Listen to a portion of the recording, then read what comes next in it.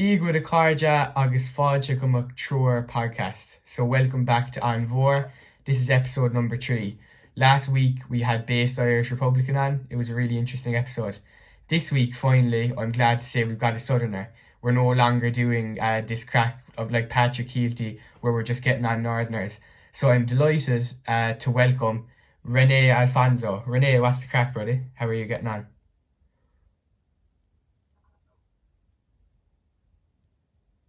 I'm grand. How are you? Good now, thanks. Glad I that can't we're complain. finally able to do this. Yeah, delighted. It's been absolutely busy, and here in London, there's so much to sort out. I'm constantly working. Okay. At the same time, I'm trying to take my mind off things by spending time on Twitter. Probably absolutely too much time on Twitter. That's okay. So in a way, doing this makes it a bit different. So yeah, have a bit of crack. Yeah, it's finally nice to meet you. So, but yeah, how to start this? So do you want to maybe tell the audience? Sorry, do you want to tell maybe the audience a little bit about yourself and your background and a bit about like, what you do like to do on Twitter and stuff like that? Yeah. So, my name is René. That's what most people call me. Work, my friends, what you call this? I do have an actual name, but my nickname René is close to that. I can't really get into saying my real name because people would have to ask where the name came from, and I have to end up saying my parents' name, which I'm not really ready to do publicly, but René is the name. René pretty much what most people refer me by. I work as a cardiology charge nurse in a London hospital, which I also cannot disclose for obvious reasons. I'm being doxxed by Irish neoliberals, which is not really ideal. I wish that we were in a place where I don't have to hide so much about myself, but yeah, I do spend a lot of time on Twitter, and I've only signed up when Elon Musk bought it, because I know that if I was to sign in, before Elon Musk bought it, whatever account I would have made by then would have been barred already. So yeah, I mostly talk about the current issues regarding Western, the decimation of Western culture, the current, obviously, the immigration crisis happening in both America and Europe. I think me being Twitter provides another point of view, which I believe many people may not know. But I did grow up in Ireland since I was 10 years old. I grew up in Cork. Can't really say specifically where, but yeah, that's my background. And I was born in the Philippines. And then just a disclaimer for anyone who's conflating or mischaracterizing what I say online. I never ever claim to be Irish. I've always been very specific between the difference between being an Irish person and having an Irish citizenship. At the end of the day, I can never be ethnically Irish, but I leave it to people of what they think of me. It's their opinion. Everyone is entitled to their own opinion, so they can make whatever opinion they have about me, whatever. I won't be offended. I grew up in Cork after all. I can take all hits. That Yeah. that's my take on it. Yeah, Very good. and Yeah. yeah, that's yeah. Very good. No, very good. Very interesting. Yeah, so you kind of touched on something there that you wouldn't consider yourself to be ethnically Irish or fully Irish. You know, like, and I don't know you like that well, Renee. Like, we've only been interacting on Twitter for like the last few weeks, but I would consider you to absolutely be an Irishman. And you know, like, you know, personally for me, skin color and ethnicity doesn't completely come into the equation. To quote Paddy Tobin, like, I just want a fair and equal republic where the best quality of people sort of contribute towards it, you know. And don't get me wrong, like, I don't have much. I have personally, and maybe this is something we can discuss in a while. Like, I have a bit of a problem with this new idea that Ireland is full, and I'll go into that in a while. But I don't have too much of a problem with the idea that Ireland belongs to the Irish.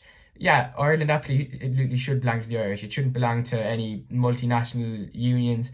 It shouldn't belong to any it shouldn't belong to anything else other than the Irish. Like, I'm quite content with that. I suppose the difference is my definition of Irish might be different to some other people definitions. So but yeah, for the record, like, you know, I absolutely, I mean, you grew up in Cork. It's I think the viewers will agree. It's very clear you've got a very distinct Irish accent. I know maybe a bit of a Filipino and London twang also, but I can really hear your Irish accent. So, like, you know, I would certainly consider you an Irishman, but I do appreciate where you're coming from. Oh no, Um, thank you very much. I do take it as a compliment. I would never be, I won't take offense on that. But yeah. what I'm trying to say is that my accent is mixed because at the end of the day, I can speak the Filipino mother tongue. Oh, So fair play. Nice. Yeah, is, that's interesting. and what you call this? Sorry about that. My phone just rang. Let me put No, it no worries. on silent. But what you call this? Again, you know, I have. Sorry. No worries, man. So again, I can speak my mother tongue. We call it the tag, and the language is what you call this. It has a very complex history behind it, but in simple terms, my accent do vary depending on who I've spoken recently, whether it's a Filipino colleague or at work or speaking to you. When I hear someone from from Ireland, my original accent growing up in Cork would kick in. If I was to speak Filipino for obvious reasons, we pronounce the vowels differently. We use the Mediterranean version, which is it's A-I-O-U. So even then, the pronunciation is very different. So I'm not gonna sugarcoat myself and say I have a full Irish accent. I don't. But that's just because I speak another language, so. Yeah. No, that's okay. Yeah, absolutely. That's, you know, and there's nothing wrong with embracing both your nations of the Philippines and Ireland. Yeah, so obviously, uh, the Philippines had some issues there with the with the hurricane, but and slash typhoon. But my question, Renee, is where is the Philippines today? Have you come out of that disaster with prosperity, or, you know, what's the sort of status quo there now at the moment? Well, first of all, when it comes to the typhoon hurricane issue, Philippines will always have it on a yearly basis. But that particular hurricane that you're talking about, which I actually forgot the name of, that was one of the worst ones ever. We had Duterte on as a president, and he made a lot of changes to structural changes in the major cities to combat that. But when it comes to the hurricanes on a yearly basis, it will always be there because, again, the archipelago of the Philippines sits in a trench, beside a trench called the Marianas Trench, and that's the deepest trench in the world. And whatever technicalities, scientific technicalities that trench brings, it causes the hurricanes and typhoons on a yearly basis. So it's not about, well, it is something to do with the climate, but it's not climate change. So if any Western government tries to claim that typhoons is getting this because of climate change, they're bullshitting. Because it will always be there. It will never, Philippines will never have a year without a hurricane or typhoon. That's, But no, in a way, Duterte's, when it comes to recovery, Duterte did do a good job when it comes to getting investments from other countries. As far as I know, he made structural changes on the major cities to alleviate flooding.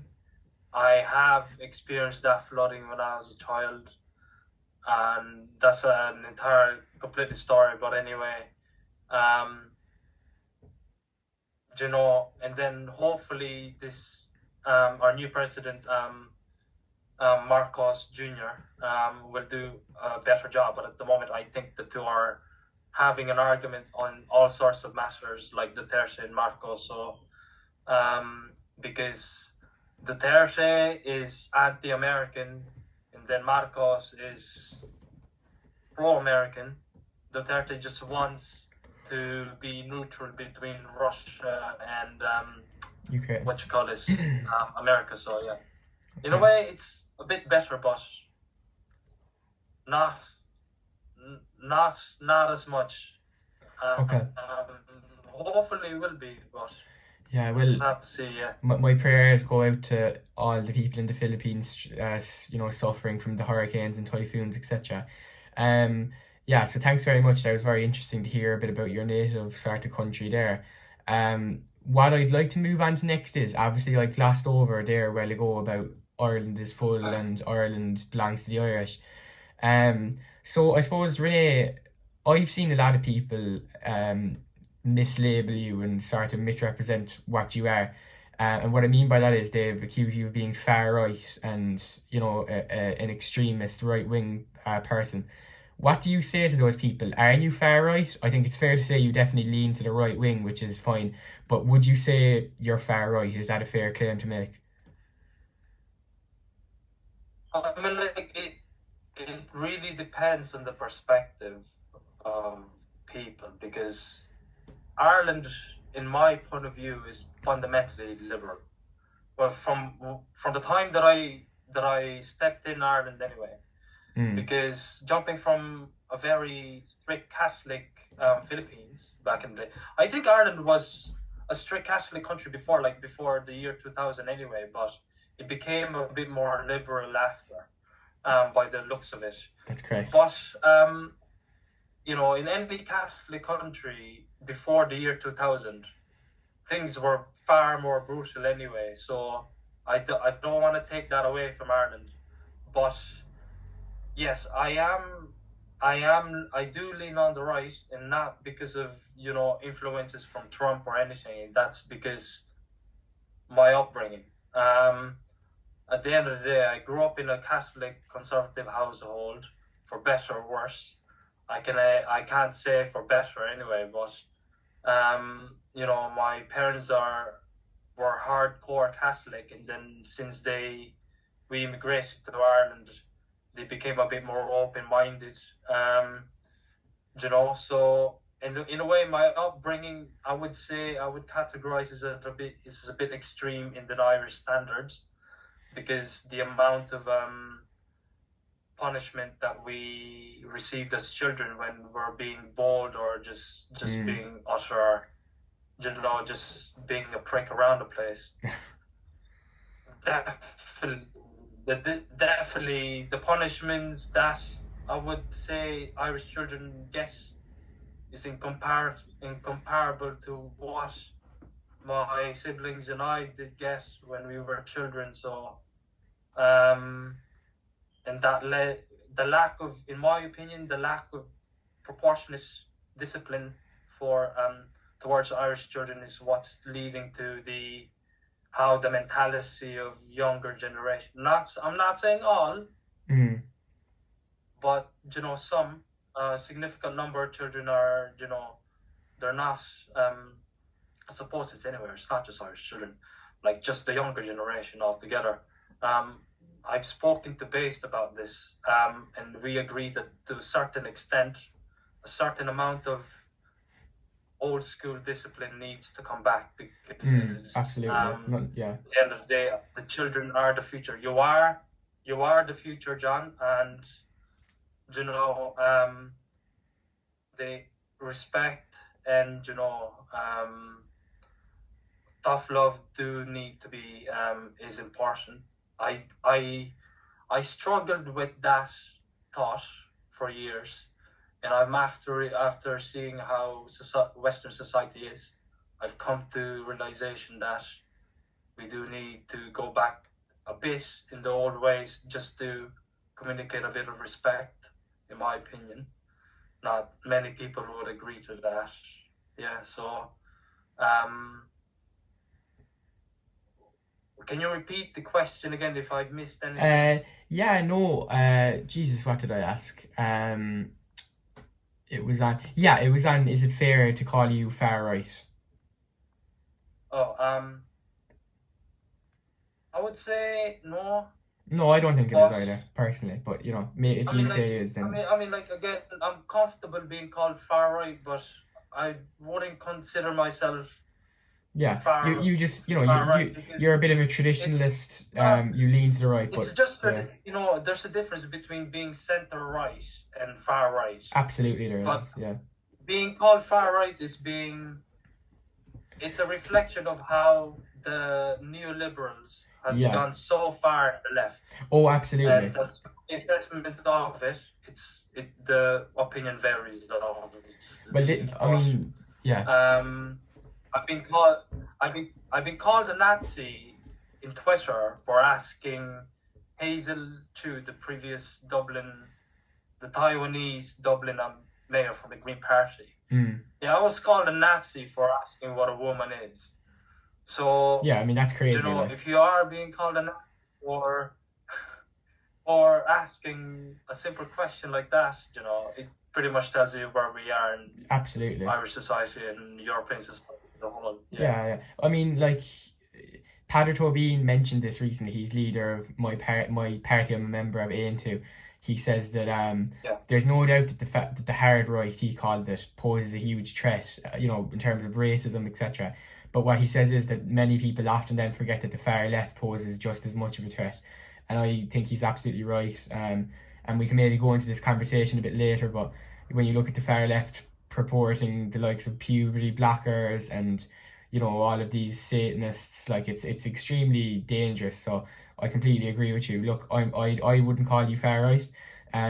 Far right what is far right? Far right is usually like racism. It's usually like hostility. It's I don't think you're any of these things. You're always very calm and composed whenever you're bringing up your points. So but can I just say something about racism? Far left is just as much of a threat. But yeah, work away. I don't know whether a lot of people knows about this. I hope many people will be able to relate. When it comes to racism, I'm gonna be blunt here. Every single person, including yourself and I, have prejudice. This is my fundamental belief. But prejudice is not completely wrong, because I see prejudice as, it varies on levels, because at the end of the day, in the future, John, you would pick who you want to spend the rest of your life with, and whoever that is, whether that's an Irish person, an Irish woman, or some other woman from another country, that's your prerogative. And you're not racist for... Some people even would label some Irish men racist for not dating a non-Irish woman.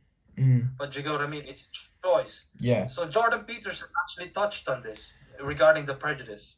I don't like using the word racism, because the left has pretty much mangled the entire word. But there's this term called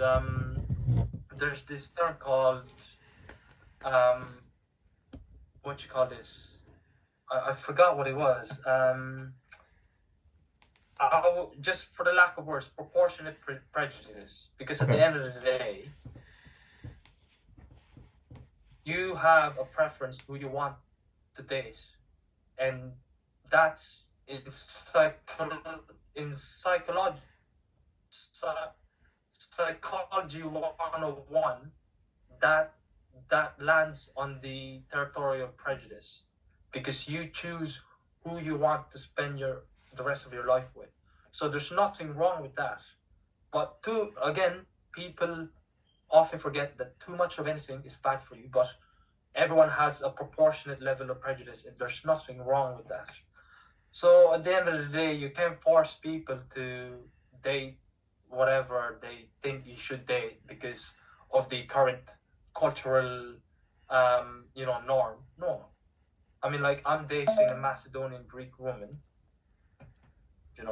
I could be called racist by Filipinos, and that happened. It's like, they've asked me, why aren't you dating a Filipino woman? It's just like, what are you on about? So what if I'm not dating a Filipino woman? Do you get what I mean? Absolutely. So there's nothing wrong with that, but people need to realize that there is an acceptable level of prejudice, because everyone is prejudiced.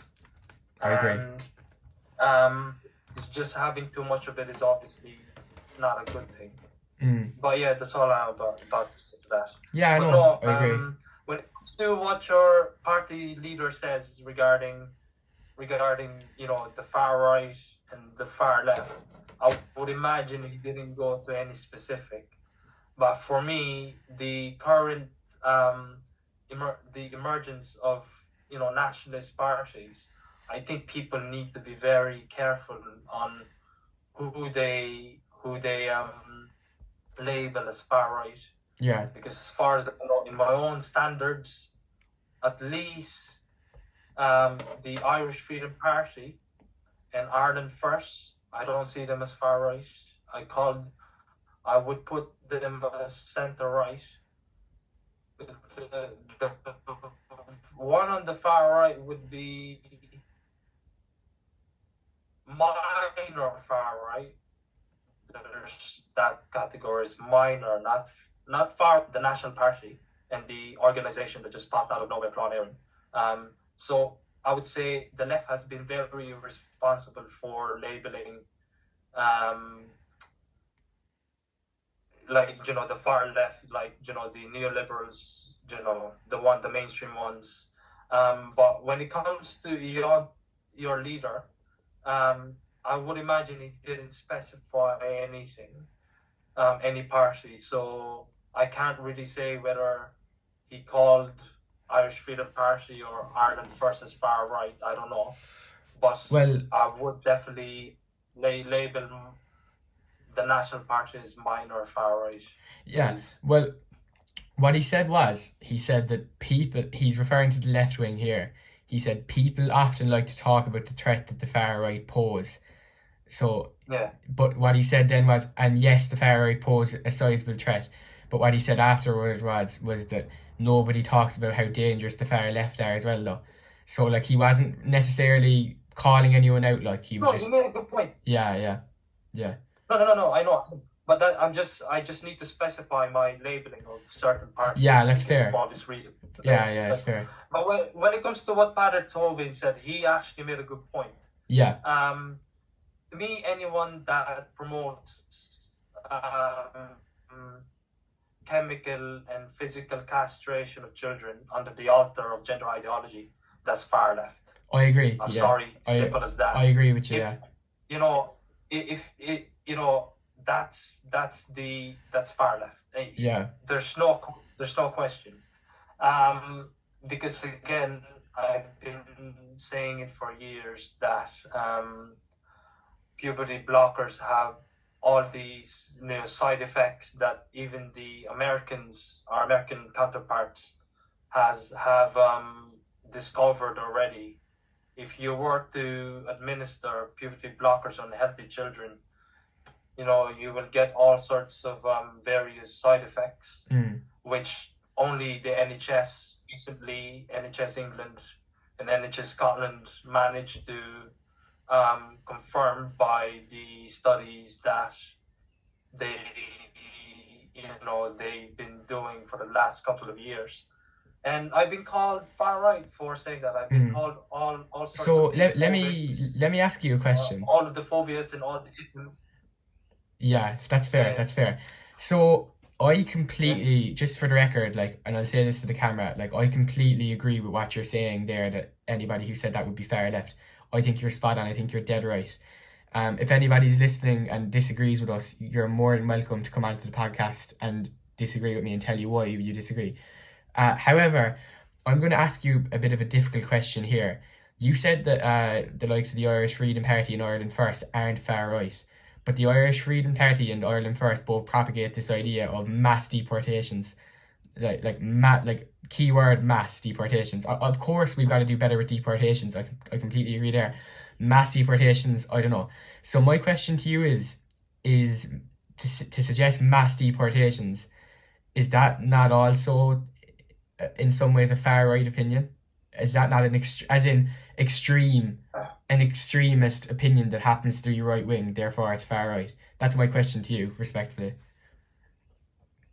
in my opinion, no, it isn't, because you need to be people need. Again, I'm going to emphasize on wording here. When I hear them say that, it often, I often think about illegal immigrants, because because of the lack of because of the Department of Justice lack of action when it comes to vetting the some asylum seekers, and illegal immigrants going through Northern Ireland. I always imagined that they always meant the illegal migrants and the asylum seekers that aren't really asylum seeking. That's my opinion. And then because of the phenomenon happening where the younger Irish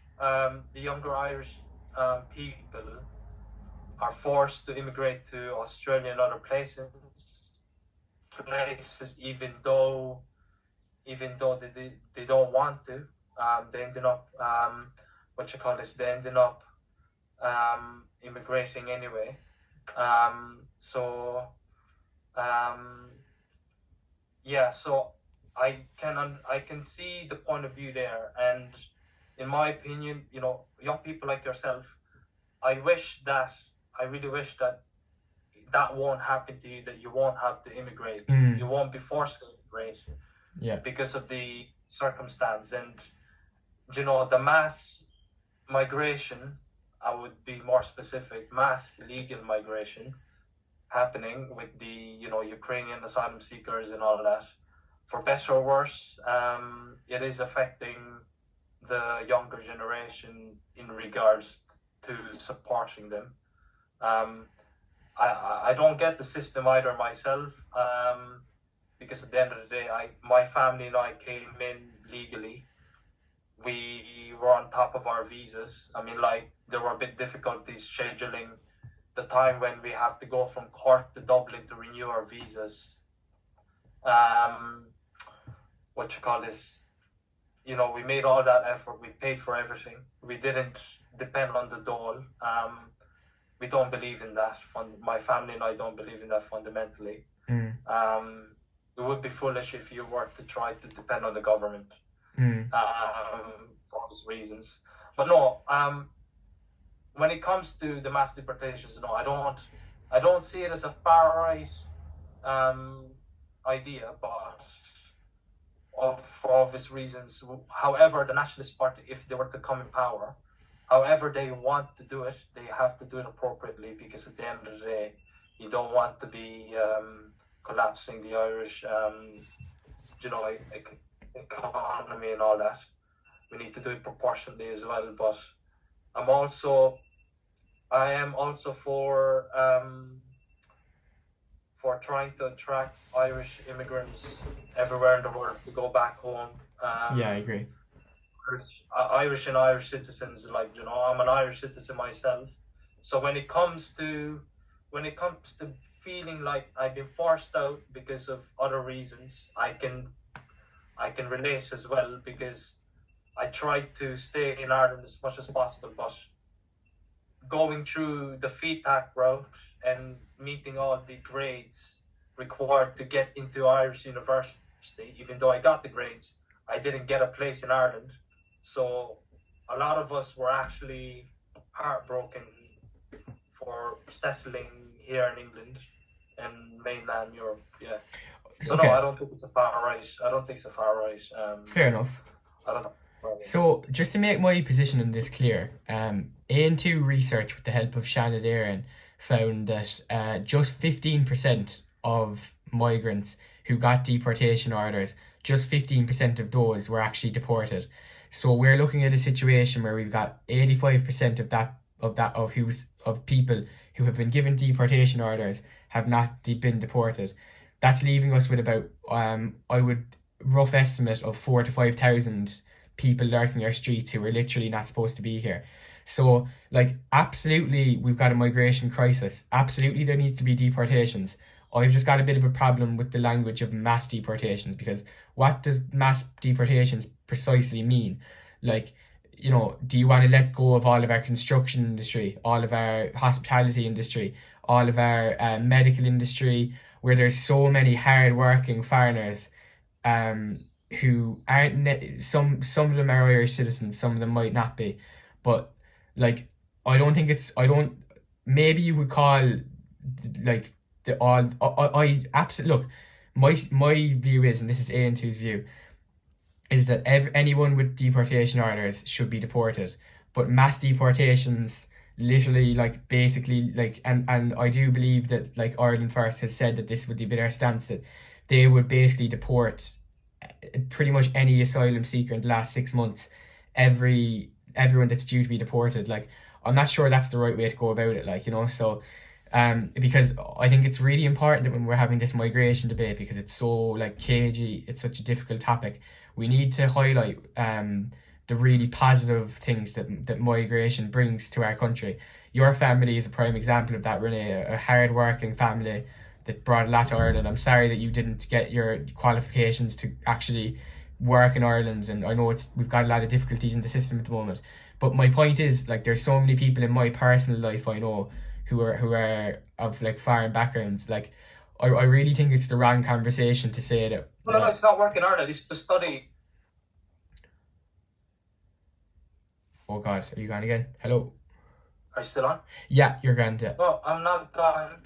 I think every time I hear the word mass deportations, I automatically think about the illegal immigrants.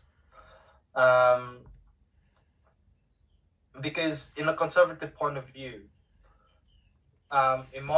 this is just a very specific point of view. How can you help other people?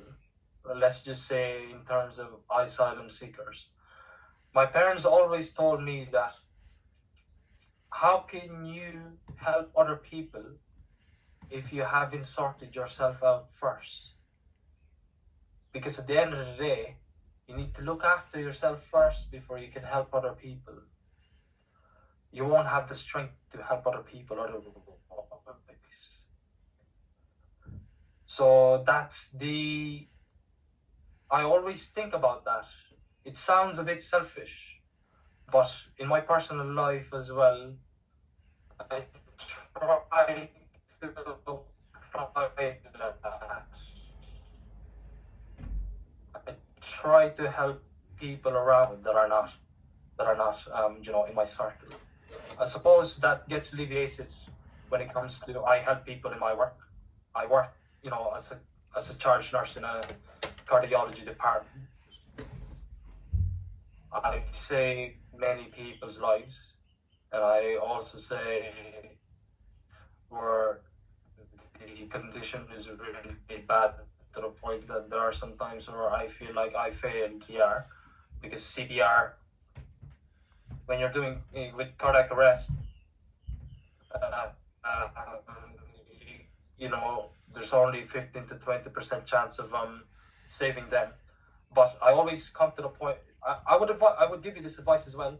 Before you help other people, you need to be able to be strong. You need to be able to be stable yourself first before you help other people, and that hence why a lot of what the Irish Freedom Party and Ireland First resonates to me, because that's one of the fundamental things that my parents brought me up with. Because at the end of the day, I don't see the point of helping anyone if you are too weak to even help yourself. Do you get what I mean? No, I do. At the same time, I know what you're saying. With the illegal migrants, with the legal migrants, again, when before my mother brought us here, she spent 3 years in Ireland saving up for everything. We didn't see her for 3 years. We've seen her once between those 3 years. She had to go home, and then she spent most of those 3 years working her ass off, to save up for the visas, the flights. It's very expensive. And then, for obvious reasons, at least 3 months worth of funds to sustain us for the first 3 months when we get to Ireland, because for obvious reasons we didn't want to depend on government handouts. So in a way, I'm not gonna lie, there are faceless, I would have to say specifically, faceless accounts that once in Twitter wants me deported simply because I'm a foreigner. Which the cross is a bit of line with me, because at the end of the day, my family pays taxes in Ireland. I pay taxes here in England, but obviously whenever I decide to go back home, I'll be paying taxes as well. Do you know what I mean?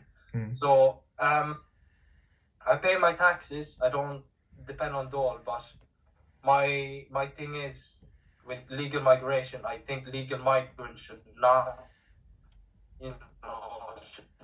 be subjected to any form of deportation anyway, for obvious reasons. Okay. But at the same time, efforts by the government to get Irish people that didn't want to leave Ireland, make effort to attract them back to the country and help them. What Gavin Pepper said during one of the rallies of helping Irish nurses, and his idea surrounding that, it's a great idea.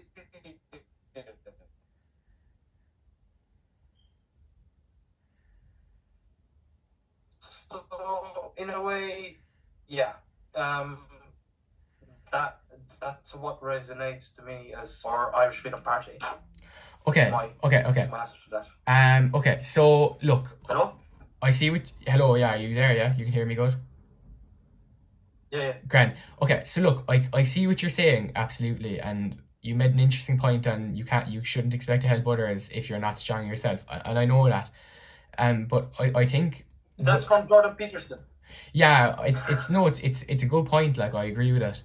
But all I would say is I think yourself a little bit, and these parties that you speak of, like, I don't think it's accurate that I think they're sort of painting a picture that, like, the majority of migrants are illegal and are not worthy of being here. Like, I don't think that's true at all. Like, I would actually argue, look, it's close. There's a lot of illegal migration. I pointed out it with the deportation statistics. There's a lot of illegal migration, I agree. But what I'm saying is in my humble opinion, most migrants that come here are coming here for the right reasons. And I know that you might point to all these horrible, usually Algerians, I don't like to categorize, but usually Algerians and other, migrants who have caused crime and stuff. But where's these parties talking about the Irish people who commit crimes? Because there's loads of Irish people who commit crimes as well. Like, sure, up in Dublin, a Croatian lad was killed because he was speaking his native language by two Irish people. Like, there's loads of Irish crime. There's as well, we like to say, oh, look at these illegal migrants drawing in the dole. Is there anything about our Irish people who draw in the dole? Because I'll tell you one thing, there's a lot more Irish drawing in the dole than there is like foreigners on a Thursday, you know? So like, that I think these parties look at it from the wrong angle, that the majority of migrants are coming for the wrong reasons. Look, there clearly are. We need to start some level of deportation. I agree, but in my humble opinion, the majority of migrants come here for the right reasons. Like, there was a massive protest for like over 100 days in my local town, Fermoy. This is where Ireland First leader Derek Blyg is situated, is Fermoy. And look, I think I honestly feel a little bit sorry for the people who are protesting there, and I don't have any hatred towards them, because at the end of the day, they're just concerned locals, and I can understand where they're coming from. Even I don't have any anger towards them, but here's the facts. Those migrants have moved into Abbeville House for the last month or two, and already they're getting involved in the Tidy Towns Committee. They're like contributing really good things to the city, or sorry, to the town, and they're all families. It's not like, and I understand the concerns of 56 unvetted men. That would be a problem, but no, these are all families. They're actually providing good stuff to the community. So like, this proves my point that most migrants are like your parents, Renee. They're like just Eamon de Valera's ancestors, as another example. They're coming to Ireland for the right reasons. Not every migrant, I promise you, and there is a sizable portion, but not every migrant is coming here for economic reasons to draw the dole, or for crime reasons to kill someone. Yes, there's a loud minority of them who do come for these reasons, but it's not the majority. And like, there's a massive deportation problem. We need to sort that out. There's a massive just migration crisis, but I think we're looking at it at a wrong, and I would call it an uncompassionate angle, if we just say that like there needs to be mass deportations because every migrant is evil. It's a real demonization in my head anyway. So that's, look, I'm going to let you reply to me, and then we'll maybe shift the top podcast into something else. But I'm going to let you reply to me there, buddy. No, when it comes to if legal migrants were being being included, again, I've been in spaces and I've heard Gavin Pepper speak about the issues regarding the Irish population, and when it comes to the drug issues. Even though I've spoken to many people, these are highlighted. It's just, I don't know whether you've seen Gavin Pepper, like the likes of Gavin Pepper. Oh, I have. You've highlighted, the country's drug issue. When it comes to the dole issue, what you call this? I have to word this very carefully, because to me, the dole itself, it is important for people that really needs it. Yeah, 100%. Yeah. Professional. Yeah, 100%. We have a big mental health issue in Ireland.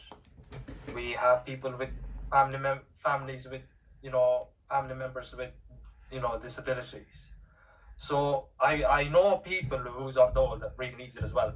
I also know Irish people that are definitely, I would say, misusing it, or again, I don't know how more polite I could be when it comes to that. Yeah. But inherently, it's in. I don't know whether it's culture or not, but there's a clear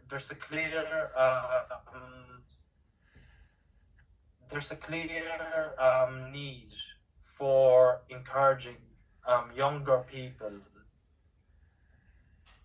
or even not just younger people, to work as early as 16 years old. The issue with leftists is that when they hear about a 15-year-old or 16-year-old working, they automatically they automatically categorize this as child labor. To me, no, it isn't. Not at all. You know, Not at all. the younger that you start them working, like, you know, they can earn their money. It would instill skills and self-dependency, and I agree. And I don't see a lot of that from where I live anyway. But it may have changed now because, for obvious reasons, the cost of living crisis. I would imagine that many parents would encourage their children to work as early as 16 years old. And when I've mentioned that in the nationalist spaces, they actually agree with me. No, I agree. So, yeah. You know, I think more conversations in the spaces need to turn around towards talking about solutions.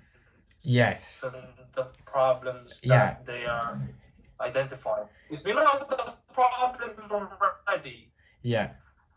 I think perhaps maybe how we can do this, because at the end of the day, you know, we want nationalist parties to be in power. That, in my opinion, we need an actual. I mean, like, Iontu, in a way, is doing a fair to, I would say, satisfactory job of being opposition. I've been seeing your leaders, you know, post and everything, but yeah, you know, I can't control what other people are saying, of course, towards him. But in my opinion, Iontu is the only party at the moment in Dáil Éireann being brought up by the nationalists. Yeah. But at the same time, you know, I see Iontu as a more centrist one. So I'm still trying to figure out which side Iontu is actually in. But in a way, the other mainstream parties, in my opinion, they're either blockers. To me, that's, you know, from my understanding, to me, that pretty much tells you where they are in the left, including Sinn Féin. But we need at least one of the nationalist parties in Dáil Éireann, because we need an actual opposition. Sinn Féin. I used to support Sinn Féin, like, I was, you know, but the reason,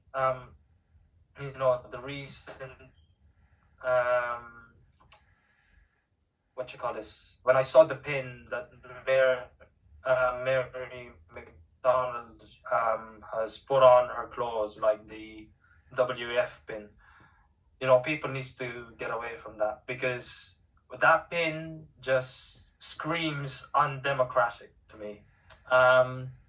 You don't become a puppet of World Economic Forum, the unelected bureaucrats in World Economic Forum. No, the Irish people needs to be in control of who needs to be in power in Dáil Éireann, and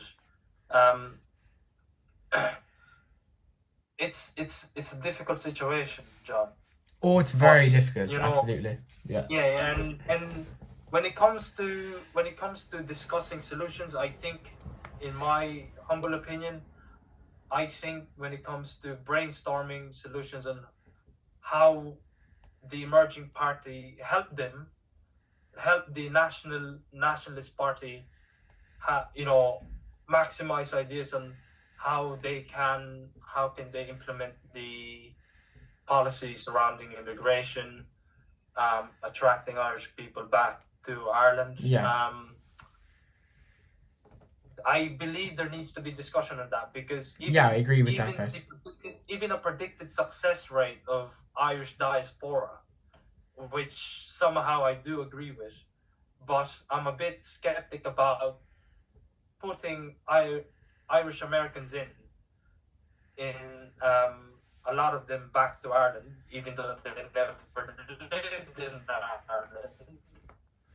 The reason why it's not because they're Irish Americans, it's simply because they are Americans. What I have a problem with Americans are they're ultra capitalistic. And one of the, I don't know if you remember, in Galway, there was a I would say an Irish, I may be wrong, just to put it out there in the video. I may be wrong, but there's, as far as I know, there was this Irish American family who bought a big house in Galway. It turned into an iPass center. It's one of the properties that was burnt a couple of months ago. But if I was to see an Irish American family doing their usual ultra capitalistic, greed in Ireland, I'm not for that. I mean, I'm all for capitalism, fair, but if I've seen an Irish American family being greedy like that, it's a bit, turning their property. They probably got like they've probably been offered hundreds of thousands of euros, turning their property into an iPass and accommodation for that. So in a way, I'm a bit mixed on the matter, but there needs to be more discussions surrounding what we can do now as what the Irish population can do. Change culture when it comes to what we can do to counter the declining population, because we don't need to wait for a nationalist party to come in power. We can still support them as much, but also actioning what these nationalist parties are saying. Do you get what I mean? Yeah, absolutely. So that's my opinion on it. But when it comes to the faceless accounts that wants me to, I would put them in a category of ethno-nationalist. These are mostly faceless Twitter accounts. Reasons for obviously they have jobs, like they don't want to be fired from their jobs, but yeah, there are accounts that wants me and my family deported, and I just mock them back. I don't even call them racist. I call them cowards. I call them idiots. Because that's more that has more impact, because they are being idiots and they are of course cowards. They are. It says a lot when they're faceless. It means like they probably don't fully even believe it themselves. But you spoke a little bit on there on solutions, because you're dead right. Like, it's very easy to talk about these problems. They're there. It's no good. But solutions, and look, in my humble opinion, A&2 is the only political party, never mind in Dáil Éireann, in the island, who are giving real solutions to this crisis. I don't think the nationalist parties you speak of are giving good enough solutions. The only solution I've seen from them is mass deportations. And in my opinion, that isn't good enough, because, as I said, it's such a nuanced, difficult discussion, because I think these nationalist parties that you speak of, and look, I'm not trying to demonize them, because there is some good people in there and there's some people with genuine concerns. But it's not good enough to just say that, to promote this idea that the majority of immigrants are evil. In my opinion, the majority of immigrants are coming into this country, like your family did a few years ago, are coming in with good intentions to work, to contribute, to grow, to love, as Michael Collins said. So, look, again, I'm not going to deny that there's some bad, evil migrants that have made their way into this country through our soft borders and stuff, but I don't think it's right. Can I just put it on record? Can I quickly finish? Put it on record? Can I quickly finish this, and then you can, of course. So, yeah. I won't be long, trust me. So, firstly, I don't think the solution of mass deportation, I don't think that's good enough. And finally, I don't. Oh my God, I've lost my train of thought. Yeah, work away there, talk away. Yeah. Yeah. So when it comes to talking about solutions, we have the leaders of the Nationalist Party, the Nationalist parties there. I just came across a video of Derek Bly saying that he emailed many of the mainstream media outlets that he emailed them, and then, so he can get into the debates with the other European, candidates. He was never invited. Derek Bly was never invited. So, the impact of both alternative media and mainstream media. Mainstream media at the moment tops over alternative media. So if they're gonna not platform people like Derek Bly or Herman Kelly because they label them as far right, how can they talk about their solutions if they are not being platformed by the mainstream media? Well, in fairness, Derek. Because my defense is that, he recently posted a video, and then because the Irish South constituency had a debate, and he saw, I haven't seen it myself, but he saw it, but he never knew about it simply because he was never told about it, even though he emailed the all Irish mainstream media, outlets, that he's running for MP and for obvious reasons. Yeah, look, can I just respond to that quickly? In the debate. Yeah. So perhaps maybe if he was platformed, okay, he would have been given a chance. Can I respond to that quickly? Yeah. So look, yeah. I want to say, before I say anything, sincerely, this is because I don't think the guy likes me, because he was actually in town today. I actually passed him and he completely blanked me, which was interesting. But anyway, look, I say this with sincere respect to Derek Bly, and I mean this, sincere respect. Look, fair play to him. It takes guts to launch a political campaign in the current climate, so I respect him for that, sincerely, okay?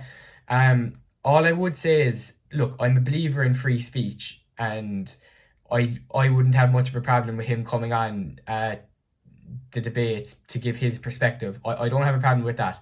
One thing I do have a problem with you saying, though, is that he maybe, if he was given the chance to debate, he'd be able to say his solutions. Like, he's gone on record and given his solutions to social media, to X. His only solution, and he said this before, this is Derek Bly's words, not mine.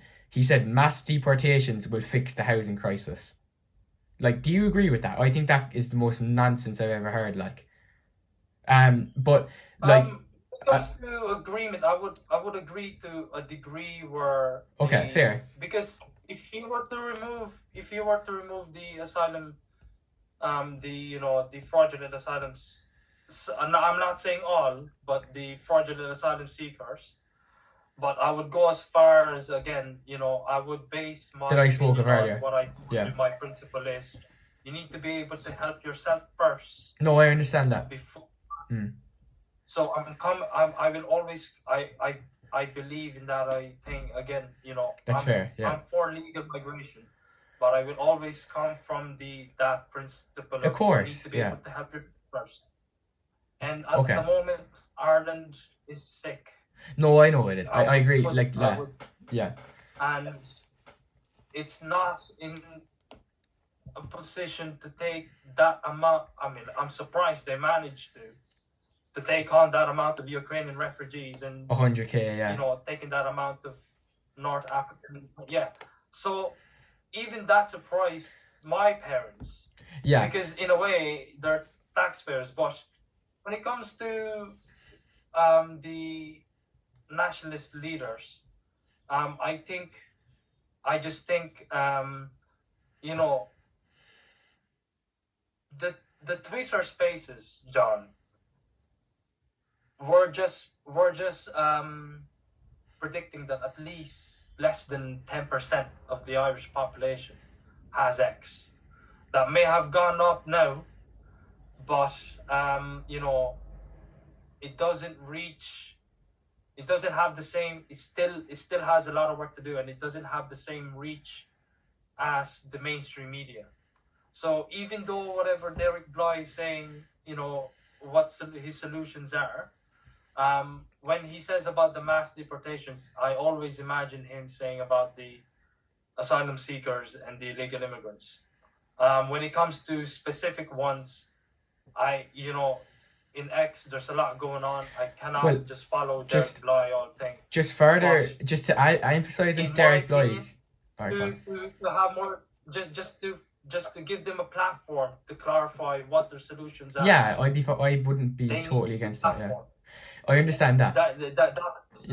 That's my. I will defend Derek Bly if he's being deplatformed, even though he's a genuine European candidate.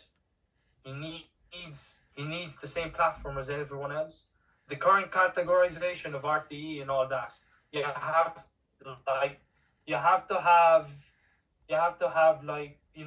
you should have run previously before you can debate the others. That's not fair. Well, that's not really true though, because there's loads of A2 candidates on RTE at the moment, and they haven't ran before, so that's not really true what you said there about RTE. But anyway, look. No. Exactly. So that's fair enough. Why is Bly now? Okay. I get what you mean. Sincerely, I get what you mean. And again, like, I'm going to say this to the camera, like, I say this with the utmost respect to Derek Bly. No disrespect intended. I'm just trying to have a conversation here. But one thing I would maybe suggest to him, so he could next time get on to the debates, because I do agree with what you're saying fundamentally, René. Like, everybody should have free speech and are entitled to give their perspective. I agree with that side of it, René. I do agree with that side of it, and Derek Bly shouldn't be expelled from that. I agree with that. All I will say is, maybe if he could tone down on the language, like on St. Patrick's Day, he was there saying, "Let's get these snakes out." I mean, you can't say that. Like, that's a crazy thing to say, you know. Anyway, secondly, St. Patrick's Day, but no, I know what he means, obviously, but it's like, that's such a dehumanizing thing. Like, but anyway, look, that's whatever. And this is the main thing I'm going to advise to Derek if he wants to get on his debate next time. Make up better solutions. Try and be creative. Get on to Philip Dwyer and all the rest of the Ireland First boys, and come up with solutions to the migration crisis that have a bit more thought and a bit more brain power than just to get them all out, deport them all. Perhaps if he, on his public X platform and his social medias, if he gave clear, better solutions, because, by the way, A2 are giving very clear, distinct, article-written solutions on our social medias. A2 are doing this. Ireland First, with respect, sincerely to Ireland First, I don't mean any malice. Like, I'm not here personally against you guys. All you're saying is mass deportations. That's not good enough, you know? And look, I do agree to an extent that they shouldn't be deplatformed. I'm a believer in free speech. Okay, whip-de-doo. However, just to give the other side of the story, to play devil's advocate, maybe if you came up with some better solutions and you didn't have this kind of crazy sort of, you know, demeaning, dehumanizing talk. You know, I saw Derek Bly there a few weeks ago was sort of, Derek Bly a few weeks ago, there was a foreigner who was like, I don't know the exact post, but he was like getting beat, or there was a foreigner getting beaten up, and he was like saying this is great, like in Cork City, and I know that foreigner probably did something wrong, but, you know, we've got to just come together a bit more. We can't be so against each other. I can hear you, René. Sorry, brother. I can hear you perfect. I suppose I left the room because my signal here came off. Could you hear what I was saying? Could you hear what I was saying though? Oh, you're absolutely gone. Jeez. Hello. Yeah. Can you hear me? Or I don't know. No, I couldn't. No. Okay. Look. So you were cut off. Well, basically what I said is he needs to come up with more solutions, and then maybe next time he could get in the debating stage. That's kind of what I was saying a little bit. However, I will say this: I don't like deplatforming, and I don't like anti-free speech. I will say that. But can you see where I'm coming from though? That he needs to come up with better solutions than just mass deportations. Like, you need to do more than that. And A&2, for example, are coming up with real, genuine solutions. You know what I mean? Do you agree with that? Like I said, I haven't seen Derek Bly I've only seen him once in the recent spaces. Niall Yeah. O'Hara. Niall O'Hara is another guy that And does I not was like at me. work. Yeah. I was at work at the time. And Niall O'Hara, to be I honest. don't hate you, brother. You know, we can disagree. We don't have to call each other fat. It's cool. But go on, sorry, René. What? I'm saying. What was that? I was talking to Niall O'Hara. Does not like me. He's called me a fatty and all this kind of stuff. He's been quite mean to me, actually. But I'm just saying I'm offering the hand to Niall O'Hara. Niall, we don't have to agree in everything, but we don't have to hate each other either. Anyway, go on, René. I think your signal cut off. So whatever it generally cut off. So yeah, you were blank and everything. So I didn't hear what you said about a lot of what you said about Derek. But okay, in my opinion, I've only heard Derek Bly talk in spaces a couple of. I think it was last week when with the other European candidates. I was at work at the time, so I didn't hear as much of it, but I did put these spaces in the background like a radio. So again, Ion 2 at the moment has the capability to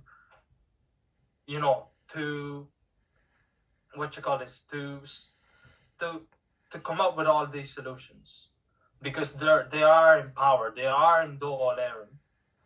But I would imagine until such nationalist leaders gets properly platformed, and when they get into power. But is their Twitter not enough? We can then see more of what their solutions are, because I haven't personally seen any of what they think. I tried to read their policies and everything, but that's just from the website. But how are they actually going to do that? In my opinion, there needs to be more discussion regarding on how to go about the solutions, what the solutions are. I'm not saying that they don't have any, again, because I personally have not seen them. Okay, can I come in, please, quickly? Enough. And to me, I'm not fixated on who I'm voting for yet. I'm still deciding. Fair. But in my opinion, it would only be fair to platform these people, not just in X. X has a small reach still. It is growing, but mainstream media has every corner of Ireland. And Derek Bly, for some reason, Herman Kelly, he's being platformed in GB News here in England. Well, because he's so close with Nigel Farage. I would wish for Derek Bly to be, I mean, like, that's not even in Ireland, like, but both of them, in my opinion, needs to be platformed. Okay. You made the point there on that A&2 are more powerful because they hold a seat in Dáil Éireann. A&2 doesn't hold a seat in Dáil Éireann. Patrick Tobin holds a seat. A&2 only have one TD in Dáil Éireann. Yeah. So, like, but still more than this. Still more than them. Yeah, true. But exactly. A&2's solutions aren't necessarily coming from Dáil Éireann. A&2's solutions are coming from our Twitter account, from X. There's long articles you can see in the Twitter. There's of what A&2 would do if we got into power. I don't see any of this from Ireland First or Irish Freedom Party. All I see from Ireland, and look, fair enough, give him a seat in Dáil Éireann if they get that mandate, But the only solution I see from them, and A&2 are on a level playing field in terms of all A&2 solutions can be found in their social media pages. The only solution on the Ireland First or Freedom Party social media page is mass deportations. I don't think that's good enough. I don't think that's good enough to the Irish people who are genuinely concerned and are right to be concerned about migration. That's not good enough, in my opinion, to just say mass deportations. To quote Blythe, with respect to Blythe, sincerely, that, you know, mass deportations will fix the housing crisis. That's not a fair. That's not good enough to the 20-year-olds who can't fucking afford a house. Like, that's not good enough. Like, in my humble opinion and respectfully, you know. Look, do you want to keep talking about this, Renee, or we go to another topic? Because I want to ask No, you a bit about I your just work. want to make my last point because Please, please do, brother. But to me, people like, you know, Herman Kelly, Derek Bly. I would say I like Derek Bly simply because of his background. He used to be, he used to work here in the UK. He used to work in Canada as a legal migrant. You know, he worked hard. He done everything. You know, in regards to work, he, you know, I as a fellow him being a former legal migrant in these countries, as a fellow legal migrant, I can resonate with him. So in a way, I can resonate with him. But I think after that spaces with what's his name? The other Stilson. One sec. Derek Bly, Philip Dwyer. I have a lot of respect for Philip Dwyer because he provides on-ground news other than just the mainstream media. It gives you a different point of solutions view. now. And then the Stilson, the leader of the organization, the Liberal, the leader of that organization. So the two of them were in spaces. And I think after those spaces, there was a post spaces where some of the centrists, I would put them in a category of centrists, where they highlighted that there needs to be more discussion regarding the solutions, solutions in regards on how are they going to go about the Irish economy and all that. Exactly. So we're still exactly, like, we're yet to see that, in my point of view. So we're yet to see it. I won't say. I'm looking forward for that whenever that be. I think O'Hara, Keto, and the others made like a deal where they will make more more frequent spaces. So in the hopes to facilitate, to brainstorm ideas on, or even talk about the solutions that were yet to, solutions that's already been mentioned and the solutions that are yet to be mentioned. So unless in my point of view, again, spaces is helping them to maintain, them to have a platform, but it's still not good enough as the mainstream media. So hopefully the spaces that will come out in the next couple of weeks, we will see more discussion of that, because that was highlighted after the spaces last week when they were interviewed. So again, I'm not going to make any judgments until like that. Fair enough. Because I'm a busy man myself, and there's a lot of people to follow, and I haven't. I'm in Twitter. I'm actually in Twitter so much that I'm forgetting to do some of the stuff I need to do at home. So, I'm yet to decide who I'm voting for, but it will be along the lines between the candidates of IFP and Ireland First. When it comes to Iontu, I would consider voting for Iontu on because again, national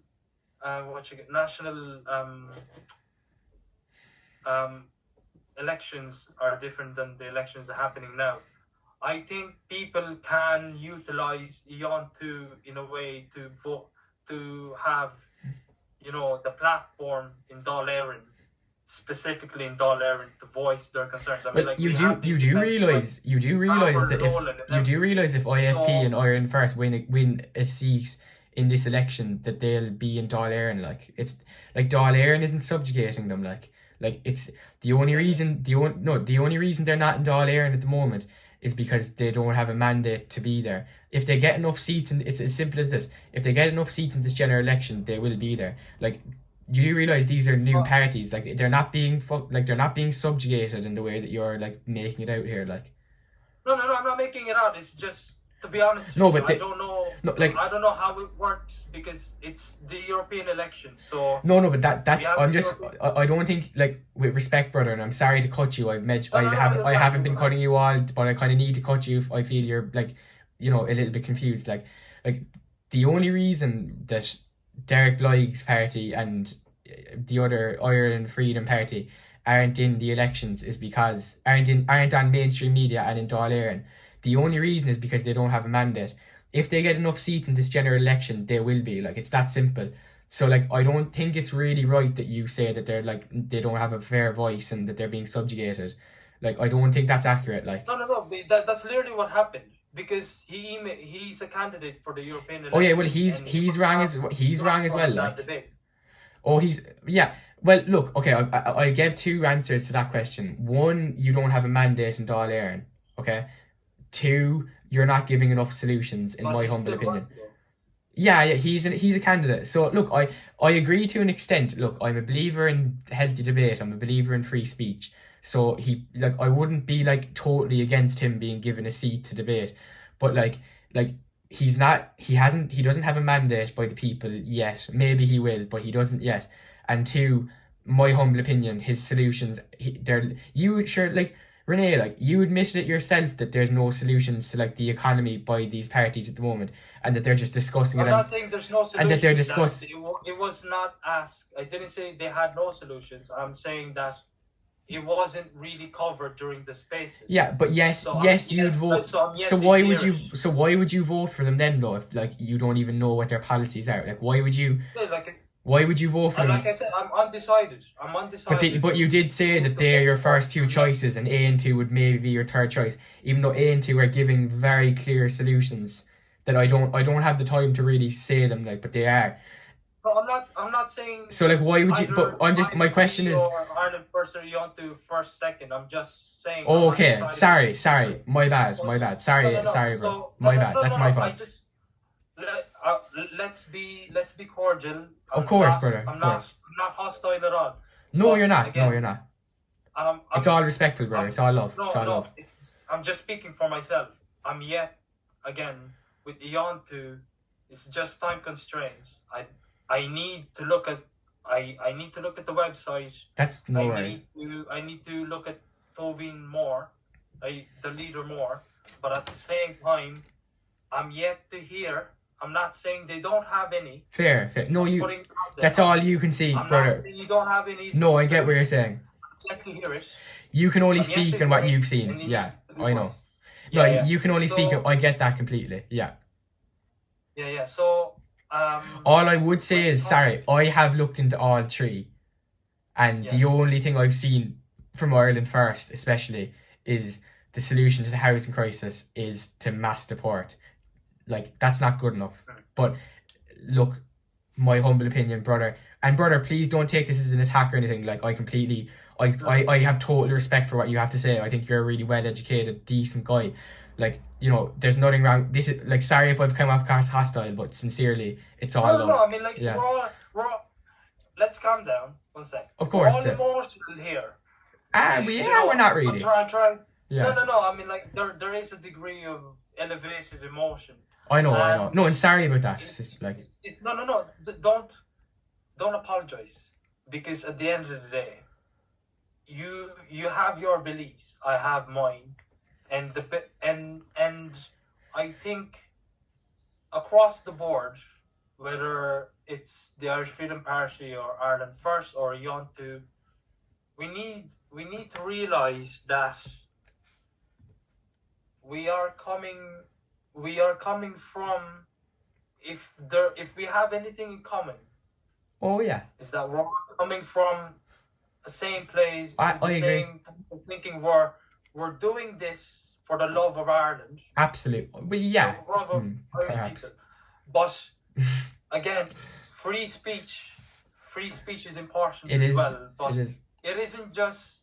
It's not just a competition of which one who has more, which one who has what solutions this person and what solutions that. It's about bridging ideas. That's I see when I see spaces, it's often misused. Well, because people ended up arguing, debating instead of actually brainstorming ideas. Yeah. I actually managed to speak briefly to Justin Barrett in Spaces a couple of weeks ago. I've questioned him on his morality when it comes to Catholicism and his policy when it comes to deporting even legal, Yeah. foreign That's fucking legal terrible. migrants. I managed to question him on it. He ended up blocking me. Mick O'Keefe ended up blocking me Who as are well. these independents? So Or in a way, it's not helpful. But at the same time, again, if I could extract anything from that specific space where I've managed to question Justin Barrett made a good point. For better or worse, he actually made a lot of good points. A lot of people think that I have the same convictions as Justin Barrett. It's just I'm the Filipino version. But what I'm trying to say, I don't agree with a lot of what Justin Barrett is saying, but he touched on the Nationalist Party not having enough commonality. So the nationalist movement would have to have a common goals if they want to maximize votes. I'm not endorsing Justin Barrett at all, just for the record there. But he even touched on the things that we've spoken about, like how the younger generation are. He talks about the over materialism of the younger generation. It's becoming, it's turning into their own detriment. And he was talking about traditional family values again, which regardless of how he wants me out of the country, I cannot disagree with the fact that in Western societies, most of us lost the idea of and the importance of traditional family values. yeah, that's so important as well. I agree. And I think when it comes to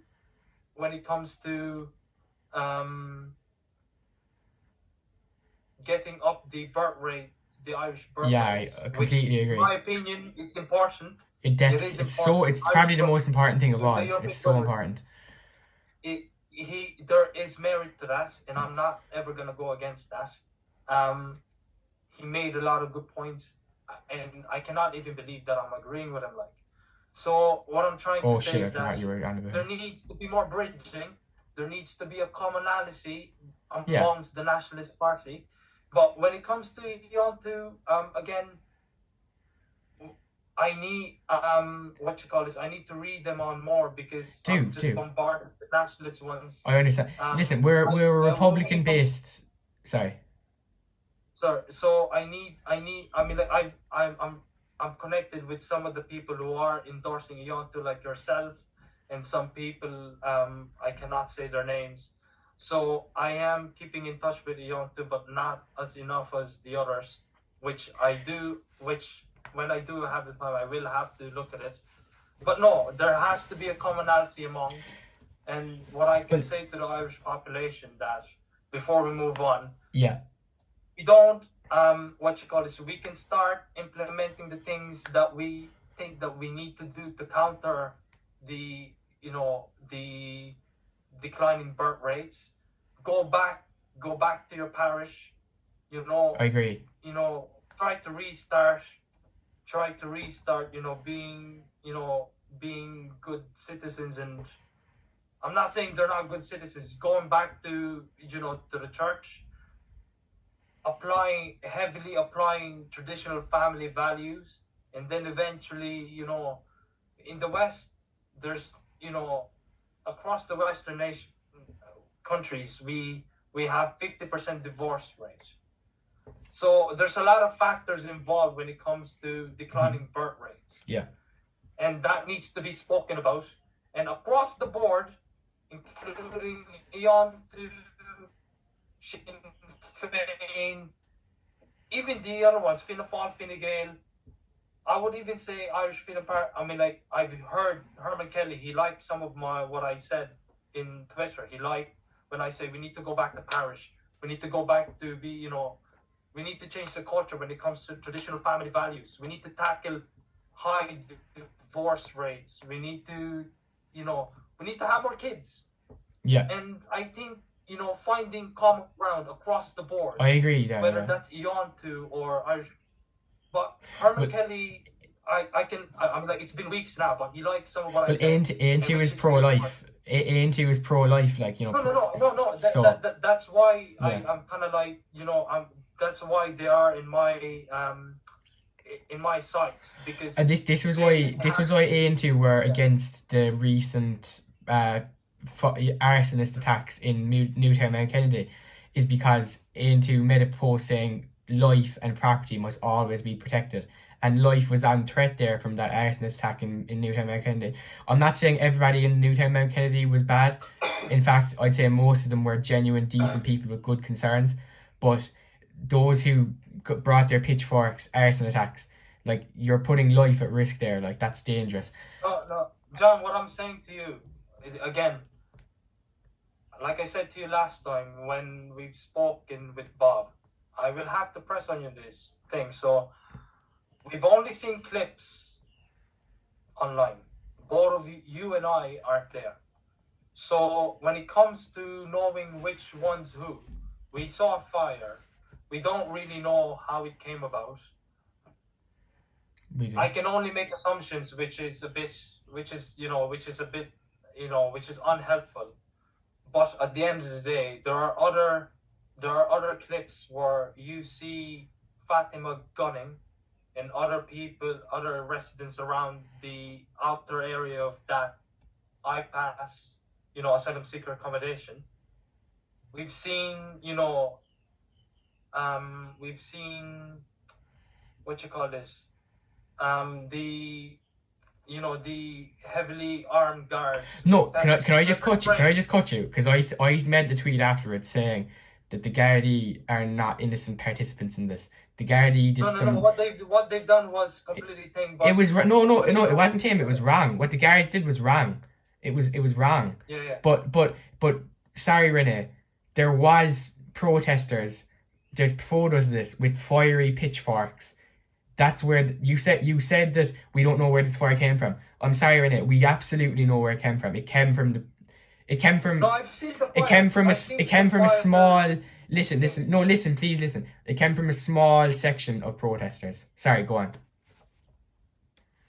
I've seen the fire, but I didn't see the pitchforks. Okay, sorry. Fair play. But, sorry about that. Yeah. But perhaps maybe if you send me a video of that. Yeah, I'll try find. I could have a look at it. But yeah, what the Garda did was it was wrong. It was barbaric. I agree. Like, I'm not, the Gardaí weren't innocent at all. Yeah. When it comes to the protests in New Mount Kennedy, even as going back as East Wall, if the regular people be like, even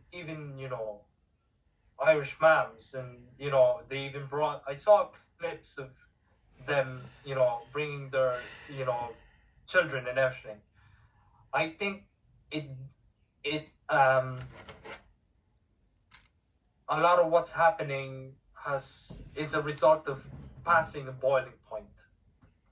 I'm not saying. Oh yeah, that, absolutely. I'm not saying that. Absolutely. No.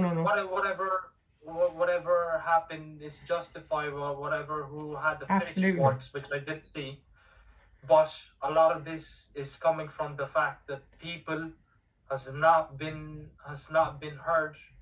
We've been called. I'm gonna put myself in the same category as them because I've been called far right. No.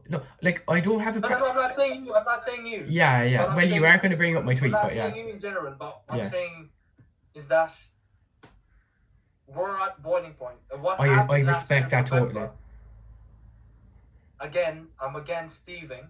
I've seen all sorts of people. I've said this to some nationalists as well. As a conservative, I don't like people, setting things on fire. I don't like people, Same.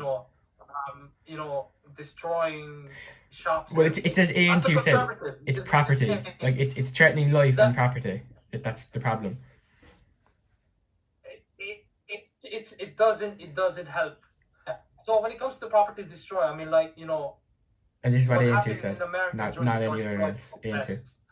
I would imagine a lot of people that may have seen that here would disagree with what the neoliberals done to many cities, to destroying businesses. As a conservative, I don't like that. Okay. So if you were to send me the video, later on, yeah, and we can touch base on that at a later time. Okay, we've got about 5-10 minutes left here, so I wanna close the podcast by shifting the conversation a little bit because look, we've had a meaty, spicy discussion there. Thank you so much, man. And look, apologies. Have I said it again? This is my first one. Yeah, I know. And I at the end of the day, I'm just basing what I say. Saying from what I've seen. Listen. At the same time, John, just an advice. I'm not a non-hostile advice. Yeah, no. When it comes to videos, I've learned when it comes to seeing videos in Twitter and everything, especially that we're not there. It's really hard. It's really hard to. Brother, let's shift the conversation. Let's shift the conversation. Because even Come on. Fatima Gunning was there. Come on, let's shift the conversation. We've discussed this. Yeah. So all I'm saying is that we need to be careful. I agree, brother. I agree. And listen. And I made this tweet straight after. What the Gardaí did was reprehensible as well. I'm not sticking up for the Gardaí here, okay? Just to be clear, like that was just a night of a lot of misfortune happened. Look, let's shift the conversation, brother. I just want to ask you, and then I'm going to ask the final question that I ask every listener. What is so you're working kind of as a student nurse at the moment in London? No, I'm not a student nurse. I am a cardiologist. Just a nurse. Senior nurse. I am in charge of a department. Just to finish, like, could you try and be as short as possible if you can. Sorry to be putting you under pressure. Okay. Could you just tell us, me and the listeners, a little bit about what that's like, your career as a senior nurse? I'm a senior nurse, so I treat people with cardiac issues, heart attacks, arrhythmia issues, all sorts of cardiac issues. And then at work, it's always a tussle at work because I have to be objective on what I say to people because I'm not saying all. I've been called racist for saying. Brother, we're just on your job here now. Yeah. So, I've been called all sorts of things for just answering facts about the consequences of having cardiac issues, and there's good point. So when I say about how they need to manage their post-treatment, their medications, you get a flack of it because people often Google what they have, and they come up with a different opinion, and then they ended up not listening to you. But it's hard because you need to be objective, and you need to be what you call this? You need to be you need to be compassionate as well. You need to tone down your language, which most people do welcome, but at the same time, some people find it offensive because they think that I'm treating them like children, even though I'm not. So it's like a balancing act.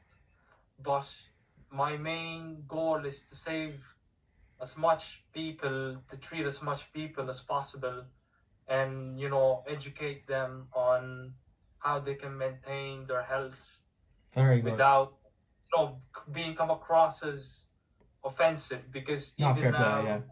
It's a we're getting shit world. complaints from I'm not all, we're getting complaints when we use certain medical terms, which is making our work a bit harder. So maybe people needs to be accepting of the terms that they being thrown to them, because there's, for example, I use the term obese, like this touches on it's a what word, you said man. about language. I get flack at work all the time, but when I use medical terms, people find it offensive. People need to stop finding offense to terminologies that are objective. I think it's just a generational split and a generational differences when it comes to the mindset. But no, my main aim is to save as much people, educate them, and help them as much as possible. Unfortunately, I've come across so much deaths, especially in COVID, that it gives me a completely different point of view. And to everyone, whether you're it doesn't matter where what your beliefs are, I will treat you, I will give you the best advice that I could as possible when it comes to maintaining your cardiac health. But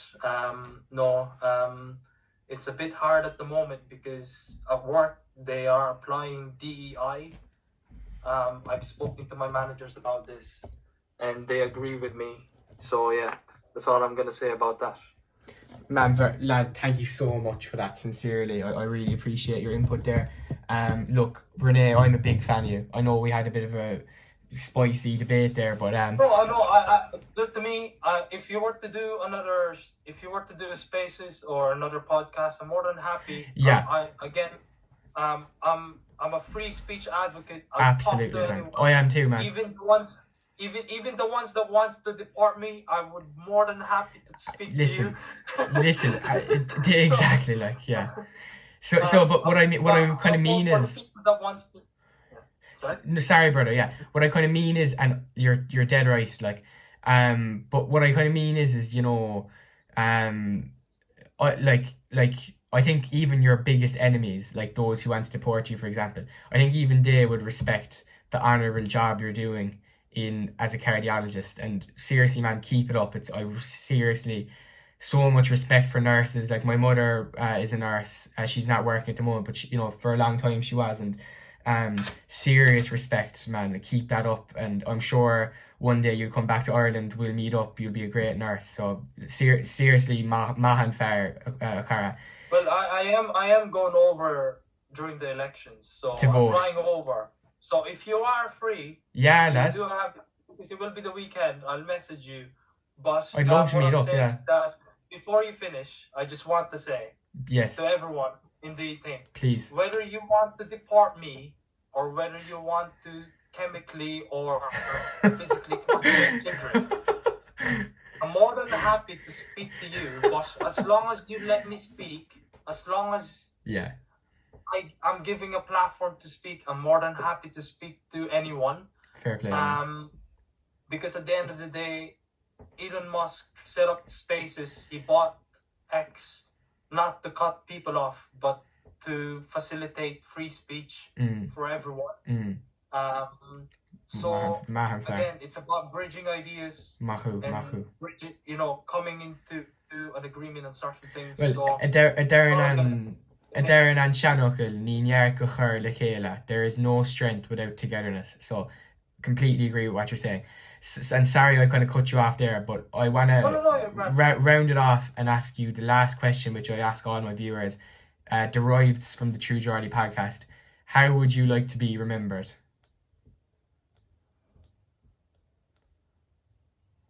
And you can say nothing. It's up to you. That's a deep question. I think it's deep as well. Yeah. Ask Jordan Peterson this. Yeah, I think it's deep as well. I mean, I would like to be remembered. I would like to be remembered as someone who's honest. Yes. And someone who tried to help people. That's all I want. And you're well in your way to do that, my friend. Well in your way. People towards good. Yeah. Lad, come here. You're well in your way. It made me emotional there because it reminded me of Jordan Peterson. Yeah. And I love Jordan Peterson as well. Thank you very much. Lad, you're well in your way towards that. So keep it up. Keep giving your opinions. Don't be afraid. Give your opinions.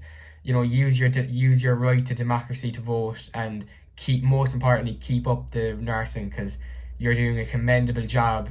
Your family must be so proud of you, man. It's exhausting. I hate it, man. Yeah, I'd say it's shite, alright, but as Terence McSweeney said, it's not those who inflict the most suffering, but those who suffer most who prevail. So keep suffering away, lad, and you will prevail, as Terence McSweeney said. René, it's been an absolute pleasure. It's actually the longest. We've been on for nearly 2 hours. It's the longest podcast by some way. Absolute pleasure to talk to you, and I'm sure we'll have you on again, maybe before the elections or something. We might have another chat. René, absolute pleasure, my guy. And to the viewers who stuck around, gur míle maith agus slán go fóill. Thanks for watching, everyone.